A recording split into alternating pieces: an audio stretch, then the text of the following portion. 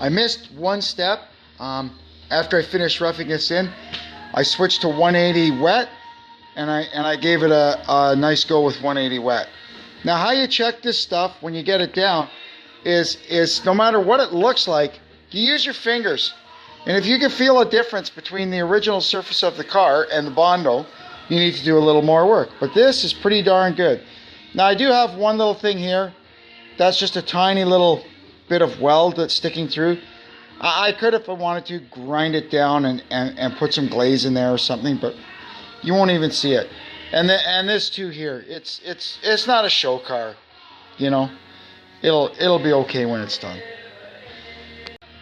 Now I'm going to shoot some filler primer on it. I'll let that sit a while, then we'll go back at it with the wet sanding, and it should be just about ready to shoot some color on at that point. I managed to get one knot off, but then this one started spinning the stud started spinning in the bracket. So I don't think this little torch is cutting it, so we're gonna go get the big torch. I'd really like to keep these things. I hate cobbling stuff up when there's good factory hardware waiting to be used. Got the studs out of this fender. I found out along the way that the reason they like to spin in there is because rather than tack them into a piece of metal like they used to, they're embedded in a piece of plastic. Unbelievable. Anyway, I got the studs out. We're going to have to put them into those fender and just tack weld them into the fenders. That'll do the same thing. Here now, I've got this pretty much sorted out. It's looking really good. I've got the metal came through in two tiny little spots, so I'm just going to give that another shot of primer quickly, let it set up, and then we'll dress it, and it'll be time to put some color on this. What I've done now is taken the headlights out of the good car and bolted them temporarily into the parts car so I can buff them up with this Simonized headlight restoration kit that I got at Canadian Tire. It was half the price of the other ones, but it had good reviews. Look at that, and then it looks like that. How can you not love that? Let's see if it really works. And for once in my life, I'm going to actually follow the instructions. So the instructions say to start with this. This is a 2000 grit. Wet sand it with that, and then progress to 3000 and 4000, and then we polish it with this at the end. Let's see how this works out. Because a new set of headlights is probably going to be 150 bucks. And I guarantee you they'll be a piece of crap and fill up with water and go foggy and all the stuff that these cheap aftermarket parts do. So let's try and save these nice factory original Mopar ones, and let's see what happens. I've completed the sanding part, finished off with the 4000 grit, and they're definitely looking a lot better. I'll see what happens after I get going with the polish. That should just bring them right back to life. Well, I'd say that's pretty darn good. I'm impressed. Let's see how it stands up against an old one. These are the headlights out of this car. They're both 2003, so they've seen equal weather, you know, equal abuse. Show you what we started with. Wow, look at the difference. Holy mackerel.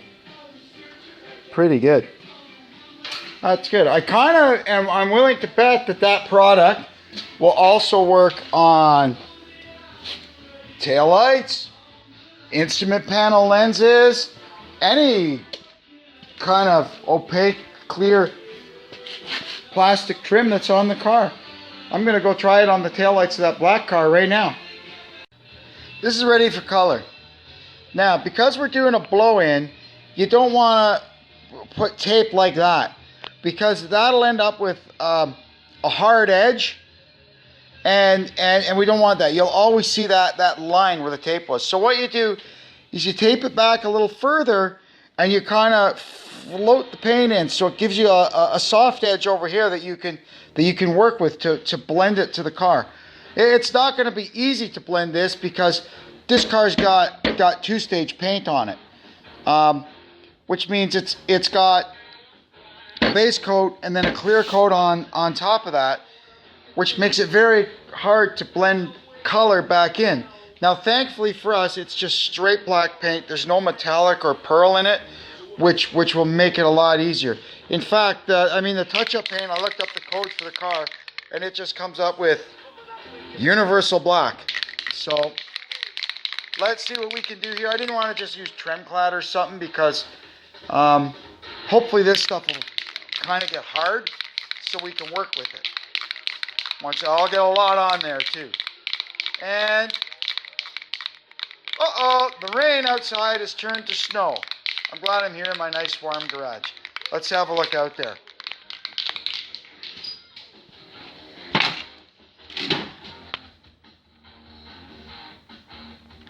Kind of a miserable day. Oh well, nice day to be inside doing body work. Wow, I really like those headlights. First coat of color is on. Now, as you can see, I did put a little tape, but just to keep the overspray from getting all over the rest of the fender. You can see here that the paint, the actual paint pattern ended back here. And then once this stuff gets good and hard, we'll start working it with 400, 600, 800, and get it just kind of blended in, and then buff it up a bit, and it should look just fine. I mean, you'll always be able, if you look right at it, and say, hey, somebody did some body work here. But overall, it's pretty good. I'm impressed. Fender's all fixed up now. I'll let this paint dry for a couple of days, so it's as hard as it can be before I start working it, and we'll be able to. I did end up with a bit of a line there, but anyway, that's how it goes. We'll fix it up. I've got the headlights back in. Now I'm going to hang the bumper on it, and wow. Oh, you know what? Before I do that, I should make sure these lights work. I can't believe it. This end is all back together.